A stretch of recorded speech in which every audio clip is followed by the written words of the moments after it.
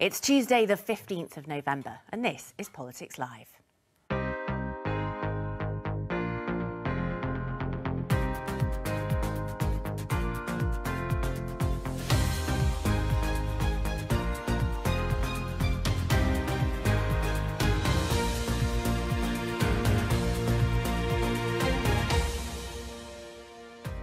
With me on the programme today, the Conservative MP Danny Kruger, Liberal Democrat MP and former party leader Tim Farron, Zoe Strimple from the Sunday Telegraph and Polly Toynbee of The Guardian. Today, could our council tax bills go up next year? Jeremy Hunt says taxes will have to rise for everyone. We'll be asking this Conservative council leader if local bills are going to have to go up. I have found myself torn between living as a faithful Christian and serving as a political leader. Tim Farron found it hard to be a Christian and a frontline politician. So do politics and religion mix? And striding on the global stage, is Britain back? Our international reputation took a bit of a knock as a result of some of the things that happened more recently.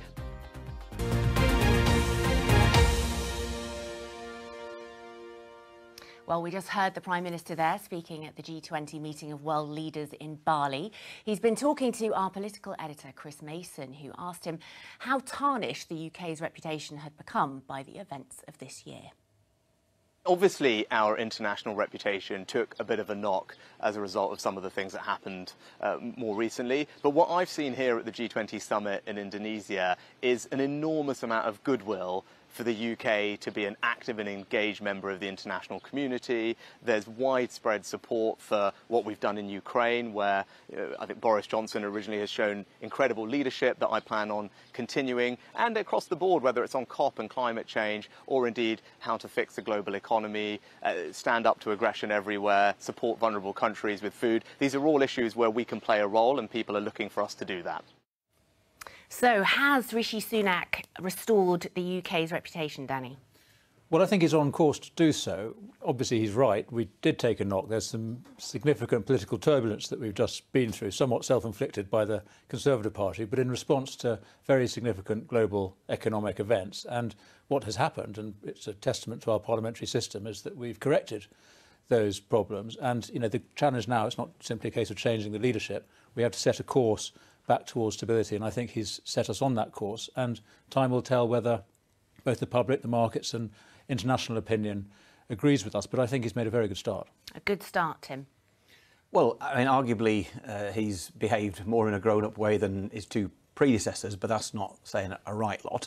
I think the United Kingdom has severed its links with many important allies, and you know, being outside the European Union is a challenge for us when it comes to being relevant and having a place at the top table. And I think the UK's decisions have been seen as peculiar by many of our allies beyond Europe as well. The important thing is to keep talking, because if we believe in our values, we need to live them internationally, and that's not just good for our well-being and our economy at home. It's important for our influence and for dealing with human rights abuses and indeed the appalling behaviour of Russia and others overseas. OK, Zoe, do you think the Prime Minister has made progress? Well, I mean, it couldn't be kind of worse than it was. So I think in that sense he's made progress. No, I think he feels like a safe pair of hands. I think for me what's interesting is that he's been so untested in terms of what he really thinks and what he will do about foreign policy and his attitude to, firstly, Britain's sort of place in the world, but also what he thinks of, you know, for instance, China, where this morning we find that perhaps maybe he's a little bit softer on China than I would personally have liked to see. Maybe he's too soft on percentage of spending on defence. That also concerns me. So I think that's the area that he's we have no idea what he's going to be like. And I mean, he seems to me like he's been doing quite well on the other stuff. He's obviously had a few personnel issues, which... Okay. Yeah. Polly, personnel issues. Yes. Well, it's been a long slide. If you think of the long period of austerity that we went through, we slid down the rankings. We were slowest out of the effects of the crash of 2008. behind other comparable countries. Then we had Brexit, which was a disaster in terms of our position on the global stage. I mean, people were appalled and aghast in America, across Europe and everywhere else. What are you doing to yourself?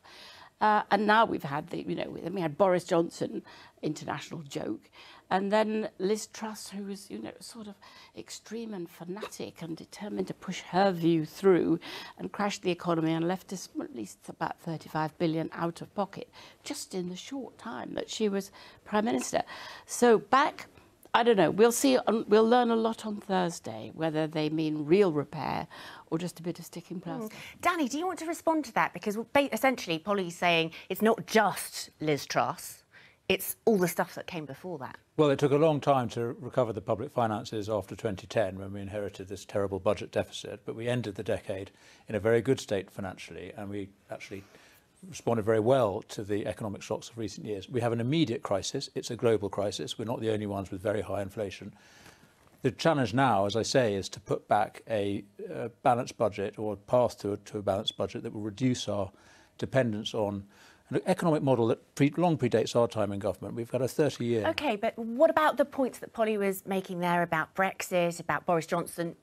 You were a huge supporter of his, almost right to the end. What about those points? Well, I mean, it's been very difficult. Falling behind the others. Yes, these terrible things have happened across the world, but why are we keep falling behind all similar countries? Well, it depends how you measure it, Polly, and you will obviously find statistics that demonstrate that point. Actually, we're in a very good state comparison. I mean, Germany has higher inflation than us. Italy has higher inflation. We can trade the comparison, and actually, my belief remains that Brexit has put us in a position to be a more nimble and flexible, independent country in the challenges of the 21st century. There are obviously extreme frictions and ructions going on at the moment to do with global economics, to do with what's going on in foreign policy. I don't accept what Tim said, that we have somehow lost our convening power. We saw that over COP, we see it over Ukraine.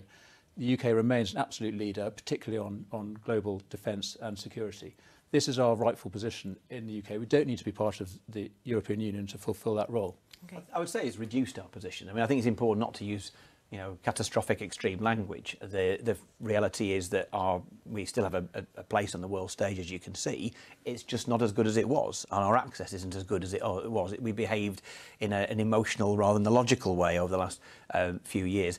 Likewise, the economic state. You cannot blame everything on the current Conservative government, but you can blame about £60 billion worth of it on the actions since the summer. And so to a large degree, the very difficult decisions Jeremy Hunt may feel he is forced to make later in the week are a consequence of very stupid decisions made by the Conservatives just a few weeks ago. Yeah, OK, we're going to stick with those difficult decisions which we're expecting on Thursday from the Chancellor. And let's have a look at a couple of headlines from this morning. I think we're going to start with The Guardian. Tory councils warned Sunak on stark risk of bankruptcy. And then we also have The Telegraph, I think, coming up, do we? Yes, households face steep increase in council tax. Well, to help us discuss this, we are joined now by Tim Oliver from the County Council Network, and he's also, incidentally, the leader of Surrey County Council. Welcome to the programme, Tim. Thank you very much for joining us. Could I start by getting you to put into some kind of context the kind of pressure that councils like yours are under? Indeed. I mean, all councils, and certainly the county councils, are facing an unprecedented challenge in terms of the impact of inflation and the increase in the demand in the services. So, first and foremost, we're calling on the government to deliver on its pledge, I think, which is to protect those that are the most vulnerable in our society and to put new money, additional money into local government. At the moment, we're facing across the system a 3.5 billion shortfall in terms of funding next year. A large part of that is to do with adult social care, but also other pressures. So, it's simply not possible for us to balance our budgets with the funding that we're currently receiving. So what does that actually mean practically for the services that you offer to people? Because for many people, it's actually the services that are run by local councils are actually the ones where they interact with the state. That's their main interaction with government. Well, absolutely right. I mean, broadly, 2/3 of most county councils' budgets is spent on delivering social care, whether that's to adults or to families and children with additional needs. And then the rest of it is on the most visible service, actually, which many people see around highways and libraries and so on. So, you know, the reality is that without further funding, then we will have to go back to basics. It will be back to delivering the statutory levels that we're obliged to do. And, you know, that will have an impact potentially on bus services, on libraries, on opening hours for community recycling centres and so on. So a very grim picture. Yeah, and I just wonder, I mean, you say that's sort of the difficulty, isn't it? That you've got huge restrictions on how you can spend money, because, as you say, there are statutory things like children's social services, which you have to do. And then on the other side, a limit as well to how you can raise funds. Yes, indeed. I mean, that is the challenge, the constant challenge. And, you know, over the last 10 years or so, we've seen a steady decrease in central government funding. And we've had to rely upon council tax increases to fill that gap. But I mean, we're in a very different situation this year.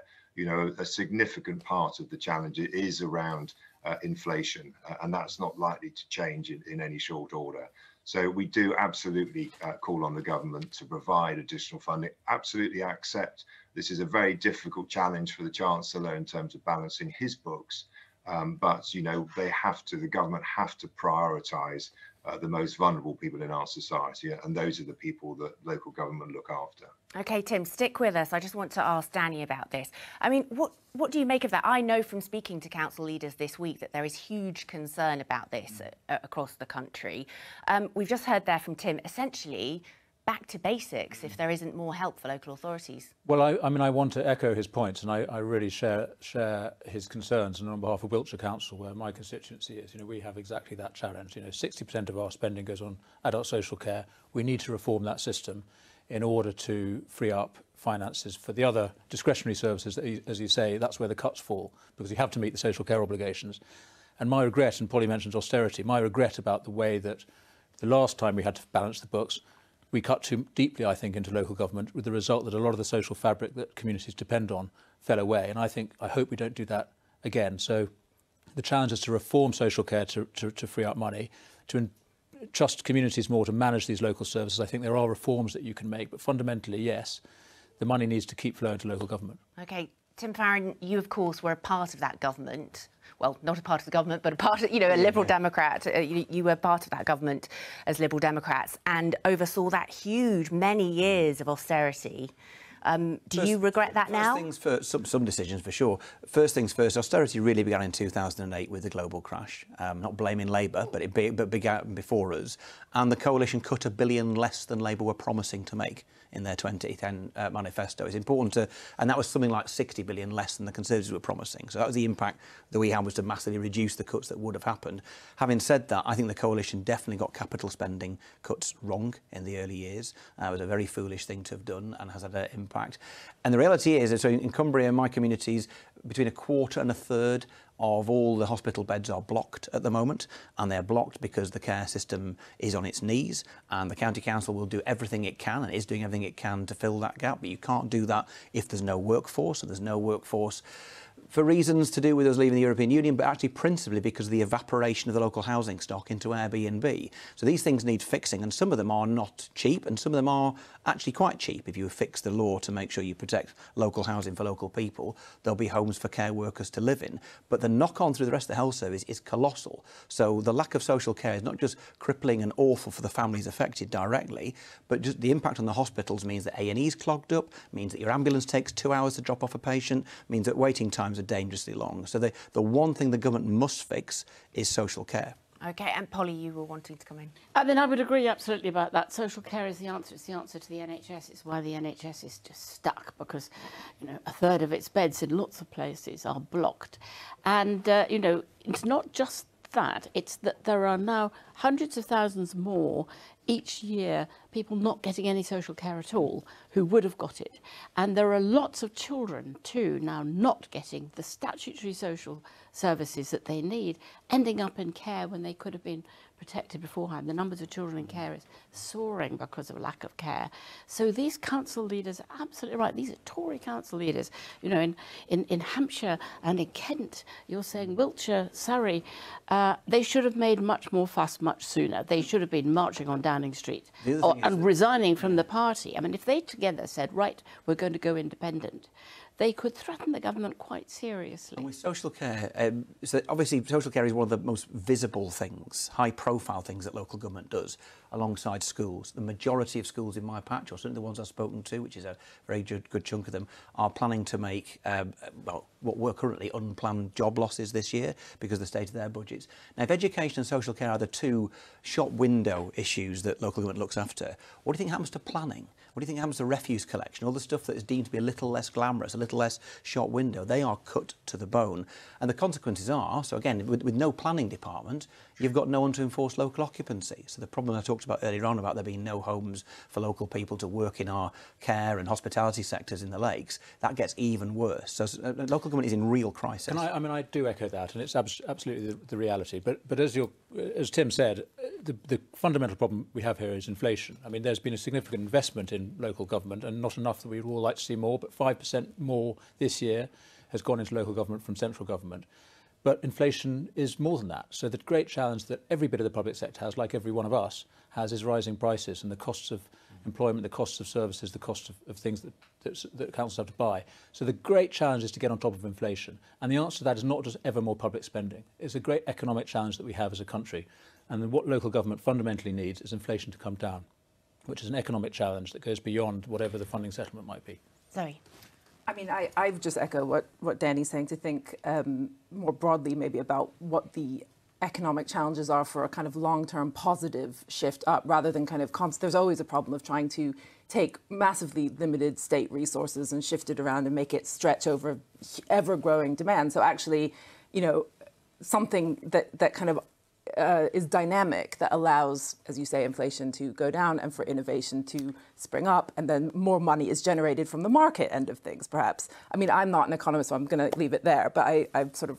Yeah, OK. Well, Tim Oliver from the County Council Network is still with us. I just wanted to move on now and talk a little bit. I mean, we've heard lots of rumours ahead of Thursday, but one of the things being kind of briefed around Westminster is the idea that the cap on council tax could be raised to 5%. Just wanted to get your reaction to that, Tim. Is it anywhere near enough? Will it help you? Well, it won't be enough in terms of filling the funding gap. Actually, to do that, we'd have to increase, every single council would have to increase their council tax by 9% to fill the gap. So 5% wouldn't actually achieve that aim. You know, at the end of the day, we have asked for flexibility as local government around the council tax limits, but that's really to enable us to use some of that money to top up local services, not to replace proper funding from central government. So it is, and certainly now where all of our residents are facing significant cost of living challenges, now is not the time to be increasing their council tax by 5%. So my request continues to be to government: give us the proper funding for social care. You know, one of the key areas that we need to address with the health system is around the discharging from hospital. You know, your panel's talked about bed blocking. Actually, of course, social care is not just about people going into residential care. It's also about a significant number of high-cost packages are working age adults with learning disabilities.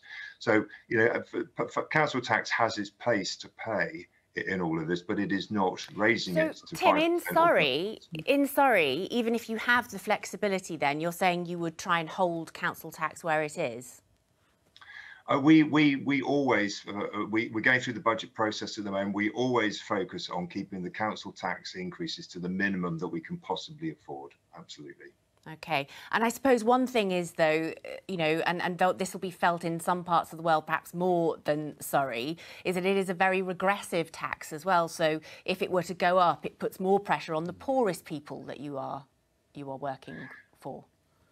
Absolutely, yes. I mean, you know, there's a significant difference in what councils can raise from their council tax base, but it is affecting those with less means. So it is not a good tax in that sense, and it's, you know, so I think most council leaders are very reluctant to continually increase council tax levels.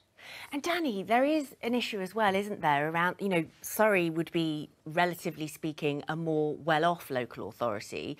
But for some local authorities, some of the big unitaries in the Midlands and the North, they have a much smaller tax base. They have people paying lower council tax. They have fewer people paying business rates. So it's also much more difficult in those. Right, yeah. So the ideal model is that we raise more tax locally. We have a very centralised system in the UK, one of the, I think, the most centralised in the developed world. Most money spent locally is raised centrally and redistributed to councils.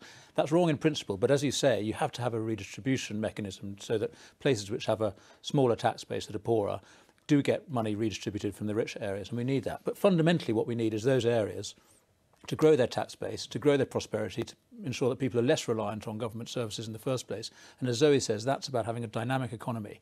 And levelling up is the whole mission, domestic mission of this government, to ensure that we get this incredibly unequal geographic economy we have fixed. Is that physically possible, given the constraints we're talking about and given those difficult decisions which we are expecting to have to be made on Thursday? Well, the immediate challenge, and to get through this winter, is to settle the markets, to restore our reputation for fiscal discipline, and to resume a trajectory towards growth. But that growth has got to be an inclusive one, and one that is spread properly across the country. It's not just about turbocharging the South East again and growing our financial sector so that we can redistribute spending to other areas. We need to grow the whole economy of the UK, and that's the great mission of this government.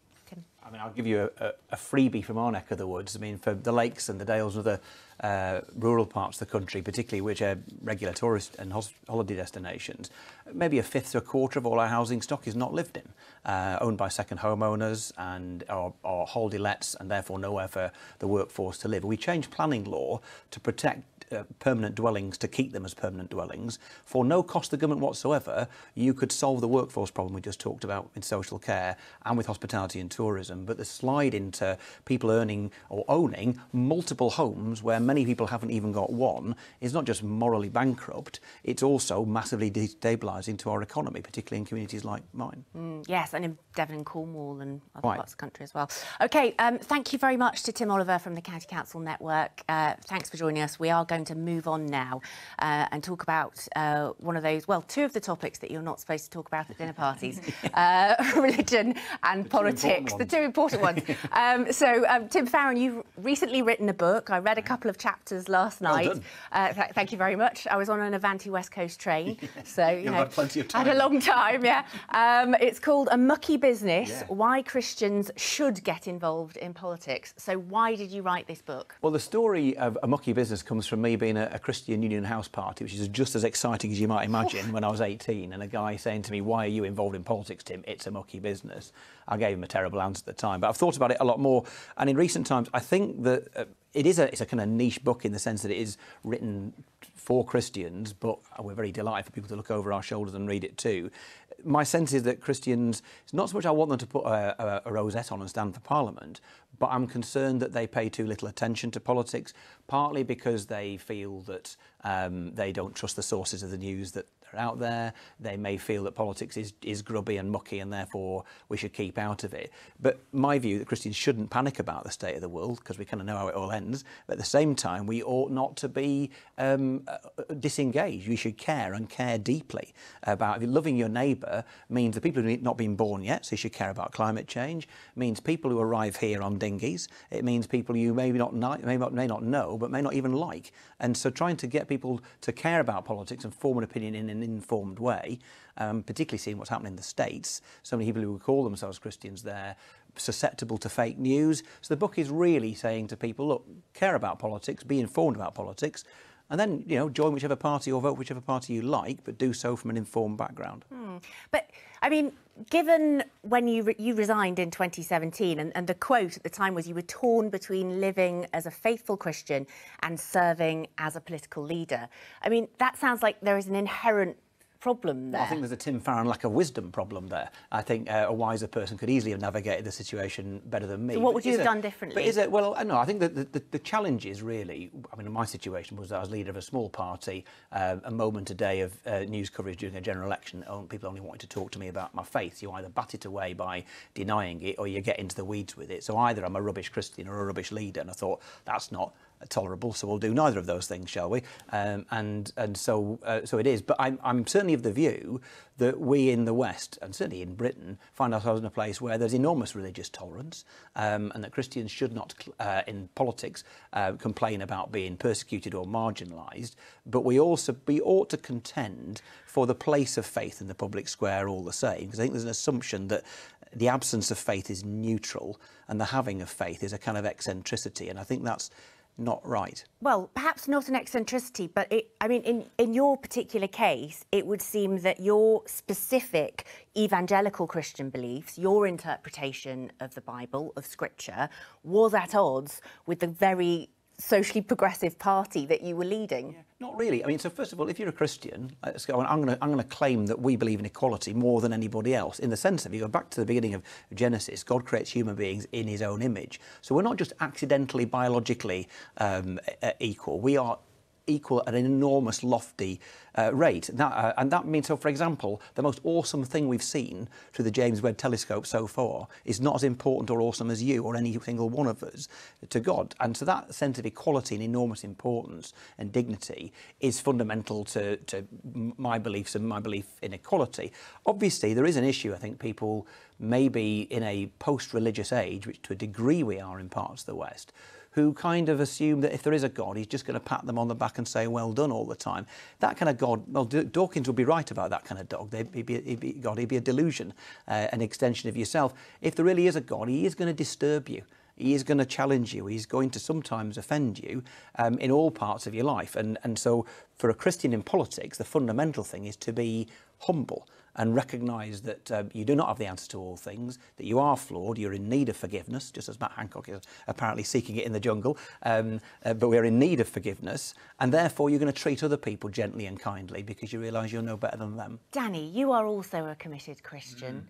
Do you find that compatible with your role as a politician? Well, yes. I mean, Tim is a hero because, as we've seen just now, he's very gentle and decent in his politics, but he's very courageous in his faith, and that's an inspiration to us. I do think he has a problem with his party, which is quite aggressively secular. My party is more tolerant, and I personally find Parliament in general, but also the Conservative Party particularly, completely fine to be a Christian. Not every, most people probably disagree with me on a lot of things, but actually Parliament is a good institution for accommodating the diversity of opinion in this country. I find it easier to be in Parliament than I do on social media or even in the mainstream media. But do you think that is because the Conservative Party is more at ease with the sort of slightly fudging, Anglican, softer kind of hedging your bets type Christianity than perhaps the kind of strident evangelical? We have a tradition in our party of accommodating a multitude of different perspectives on life, and I think the Liberal Party and to a certain extent the modern Labour Party are much more dogmatic in their faith, which is an aggressively atheist one, than ours is. Okay. I'll simply do a quick line from my perspective. I mean, I think to be a Christian in any part of society, you're always going to be countercultural, and we're told to turn the other cheek, so we haven't to complain about it. I would always say, and I often say it to my own party, remember where we came from. The Liberal Party emerged in the 19th century as a movement basically of nonconformist, basically evangelical Christians who believed that they wanted the same rights as Anglicans, and as a consequence fought for the rights of every other minority as well. Wouldn't be allowed in your party these days. Well, I'm not sure, but that's for another day. Polly, you are Vice President of Humanist UK. How fortunate we have you with us. Yes. Well, everybody's entirely entitled to their own belief, and of course the Parliament should be full of people of every sort of belief. The problem comes if they try to, if in the past particularly, the religious try to impose their particular beliefs on the population. I mean, at the moment, for instance, the the last big liberal issue to be won, in a way, is the right to die. Now, for several decades, the population has been strongly in favour, I mean, like 80% in poll after poll, saying if you're in the last months of your life, you should have the right to die with dignity. You should be able to die at the time of your choosing and ask a doctor to put you out of your misery if you're dying anyway. And I've seen my mother die in great pain of cancer, longing to die a bit sooner. And it's been the religious in both houses that have put a block on this against the will of the people. So in that sense, that's where religion becomes a problem. What people's private beliefs are, I mean, Tony Blair, Catholic, he said, we don't do religion. I mean, I think they were right about that. You don't push your religion on anybody else. It's a private matter. It's part of your character. You know, anyone who's voting for Tim knows exactly where he's coming from and what he believes in. That's fine. I mean, I think because we are such a secular country, one of the most secular countries in the Western world, I think most people cringe at it a bit. So whether it's advisable tactically, as I say, you're brave because it's probably people go a bit. So I think that the point of this isn't that you have a sort of private religion and then politically you're able to function, which is definitely part of it. But it's what can religion do by way of giving leaders a coherent philosophy of life. And that, therefore, means a coherent political philosophy, which is what we so sorely miss. So I, personally, completely secular and atheist, would be interested in having a leader who actually was able to stitch together various different bits of what it is to be a human in a society and at least have a theory of society and humanity and our relationship to each other that wasn't just like opportunistic, changing, sort of entirely economic. I do think that when one's theology trumps one's ability to think clearly about policy in a secular liberal democracy, you do have a problem. But, this Yom Kippur, the Jewish New Year, I hardly ever go to synagogue, but I did this time when I read the Jonathan Sachs commentary. And I found it so morally sophisticated in ways that made me think, God, if he was a leader, it would be fantastic, because this was not some sort of crude foisting of religion. I mean, Jews aren't so into that anyway, really, but no offense. But in terms of an impressive, coherent kind of worldview that was sophisticated and morally, intellectually and morally and politically sophisticated, I thought it was incredibly impressive. I suppose my worry is when I think, Tim, although much of what you say, sounds good, and I agree. I think when what you've said in the past, perhaps about religion needing to root people, and so Christianity becomes synonymous with a particular kind of Britishness and a particular kind of local identity. I will always stand up for the sort of rootless global person, actually, because you're not that far then from saying, like, if you don't belong unless you're kind of the soil. So I think as long as you can keep a sort of global, flexible vision and then, really stick up for your moral, coherent universe and show that you can keep things separately, then I think politics and religion absolutely could mix. Yeah. But his problem came when it came to things like gay marriage, or in America in the election we've just seen, abortion playing a really important part, and that's very much because of the thing you said about but sometimes people can detach them. I'll say a controversial, not a controversial thing, probably not in this audience, but to some people it would be. I think Christian nationalism is a heresy. The idea that you've got to add to your faith, guns and flags and all that kind of thing. I think that's absolutely nonsense and very dangerous. I do think that on the kind of general point that Polly makes, I would disagree, because all of us have a worldview. Now, I think for me to legislate to make people who are not Christians live as though they were, point taken, and as a liberal, I think I've got no right to do that. However, for me to have to leave, so we've all got a worldview one way or another. We may be able to really clearly point to something that has formed it, or it might be a variety of things. But the reality is we have one. And the idea that, so you wouldn't expect a Marxist to leave their values at the door. You wouldn't expect a free marketeer, Milton Friedman disciple, to leave theirs at the door. Why do we expect Christians and Jews and Muslims and Hindus to leave theirs? That's a bizarre thing to request.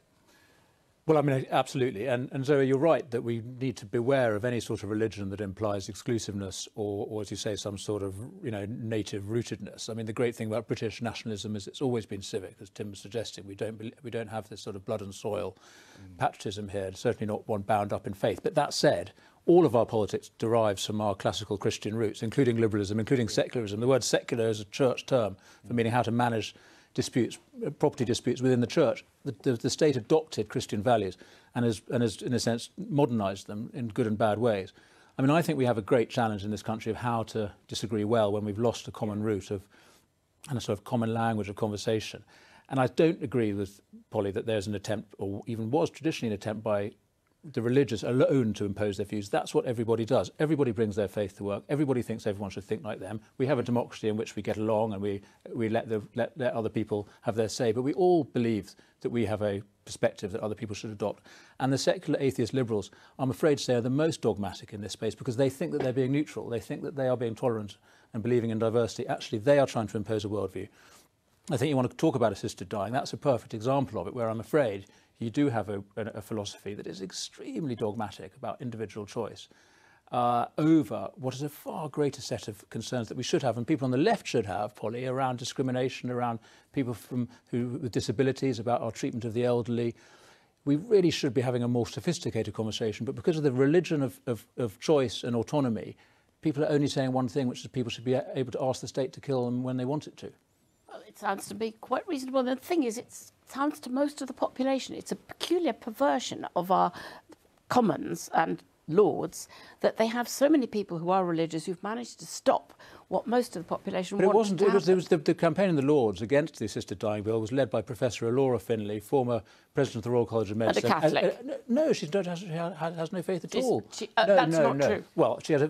That doesn't stop me being a Catholic. It's not for me to say what her faith is, but certainly neither she nor I nor any of the people use religious arguments. It's you guys who use religious arguments because you think that this cult of individual choice trumps everything else, this metaphysical principle. There's a whole lot of practical reasons why assisted dying, even though it's debated time and again in Parliament, when people actually look at the reality of what the law would look like and what it would mean, they realise there are practical objections to doing it, and that's why Parliament keeps saying no. Absolutely not the case at all. It's a very simple matter. Most other countries, a lot of other countries now have it. We are blocking it. We will get there eventually. I hope before I die we will get I do think the one thing from apparently the Christian perspective that makes sense in having concerns about assisted dying is the sense of pressure, because if you, I think broadly I agree with Polly, but I have to say, if I were like an old person and I knew I was being a burden and I was now actively choosing not to let me to choose, I do think that, and also there's a sort of anti-old ageism in general, I think. Well, that's why it's such a dangerous people are like, thing. I'll kill them off because, you know, Brexit killed them off, like they're sapping all the system, get rid of their houses, steal their wealth. To save the NHS money, we would have assisted dying for everyone who's approaching death, because they do cost a lot of money. That's and the pressure. Ridiculous. I mean, no, it's not that this is Polly, that is well, I'm afraid the true. argument in Canada, where I've just visited to look at this, that's exactly what's happening, and what would happen here, which is that the healthcare system, and we've seen it done before in Liverpool, if you recall, the state administrators, health administrators, not out of any ill will, recognise that the cheapest option is to help this person die quicker than well, the they would otherwise. anecdotage is always wonderful. You can pick one case, But it's one of the and then the reasons whole why. thing, It's not one case. as if an anecdote. It's quite plain now that the doctors too themselves are in favour, because they there's a balance. see death Polly, at its worst and understand that people need to be released from pain if they wish to be. None of us knows whether we choose it or not ourselves, but we all want the choice that when we get there, what can we bear or why not just for people bear? who are dying? Why not for anybody? Yeah, Polly, I mean, I also went through the situation with my mother, who was obviously in pain and who died far too young from cancer, and I hear constituents and others and the position they come from, which, you know, some would share your point of view. So I respect it and I understand it, but I think the consequences of saying yes to assisted dying are far worse than saying no, because what you do is you create a culture where we expect people to end their lives or have their lives ended. You also see one of the people who've spoken to me who are most worried about it is somebody who doesn't have any faith at all, but is an oncologist and thinks that palliative care will be pushed to one side when it comes to funding, because it'll be no longer a case of how do we allow people to die well. This is why we need to know that people are Christians, because during the whole of this battle, people so like Honora and the others haven't declared the extent to so I think that's not fair their at all. opposition to it has come from their religious faith, and I do think people should. So I'm just saying, so the lady I cited is has not no faith at all, but actually would it make the slightest bit of difference if she did? Because we come with our worldviews that we believe. I'm not sent here with a chief whip from upstairs. I believe what I believe. You believe what you believe, and they are of equal value. Mine is no less valuable than you because I happen to believe in a God. We need to know that when the Pope had everybody in pulpits telling everybody to vote against abortion. We need to know that. I just want to cuss in here because this is actually something, Danny. This is a live debate within your family. I'll show everyone a headline of the Evening Standard. We can see that there. Prue Leith, for those that don't know, this is Danny's mother, the well-known TV chef, Prue Leith, calls for assisted dying law change after brother's awful death. So this is a very active debate. Yeah. You and your mum are making a documentary. Yeah. Very active debate that you're having in your family. Yes, but we're having it well, I'm glad to say. And it is possible to disagree profoundly on these questions and still be friends. So yeah, my mum has a view, which I think she's pretty much where Polly is. I think a rather 20th century worldview, not recognising the improvements in palliative care that have happened in recent decades and the opportunity we have to have a proper system of support for the dying. Her brother, my uncle, did die terribly, but that's because I'm afraid to say the NHS let him down and too many people suffer awfully at the end of life. We should be putting all of this energy that's currently going into this, I think, very dangerous debate about assisted dying into improving the palliative care system in this country because you do not need to die. My mother had wonderful palliative care. There are a lot of people who cannot, for whom morphine and morphine-based drugs just don't work. And for those people, they need the choice. With religion and politics, though, to just go back to the original question, as Christians, do you not think the problem might be that you can't be persuaded out of certain positions because you'll come up against a theological, obstacle? Because I think the idea, if you're not religious, is that technically, and especially if you're in politics, you should be able to be persuaded to any position if you're convinced enough. Well, does that apply to you? I would challenge anybody to imagine that they're so rational and objective that they will shift from their fundamental values. I mean, I happen to share with Tim this belief in our intrinsic value as children of God, but I'm sure you guys, as atheists, also believe in the incredible importance of human life and equality and freedom and all of these values. So I don't think that it's because of where these ideas come from. It's what are our ideas. And the idea that you should have to kind of go around saying, don't believe me, I'm a Christian, is absurd. We're inviting you to take on a set of arguments. And, I challenge you to be open and to listen to our arguments because we think that the practical reasons against assisted dying are absolutely overwhelming. No, I mean, so on things like that, I think there's a lot of wisdom that you have. But I think at the end of the day, the technicalities of what you believe as Christians sounds quite almost mad to those of us who don't think that don't believe in the Bible. Is a choice. Yeah. So it's not a thing that was imposed upon me. So you could always go back from it, actually, or adapt it. If I disagree with it and all the rest of it. But I also think the thing to remember in all this is I don't think, I hope we're not coming across as this, I don't think we think we've got a monopoly on morality. I think people who don't believe in God, many of them, I can think about Peter Tatchell, who's one of the bravest, most moral people I could think of. My challenge to him and to others is maybe you're wrong about the source of that morality. OK, all right. Big day coming up tomorrow, Prime Minister's questions, but as we saw, the Prime Minister is currently in Bali, so Dominic Raab is going to be doing PMQ'S, and we know he has a few issues going on at the moment. Let's just hear a little bit of Rishi Sunak being asked about that in Bali.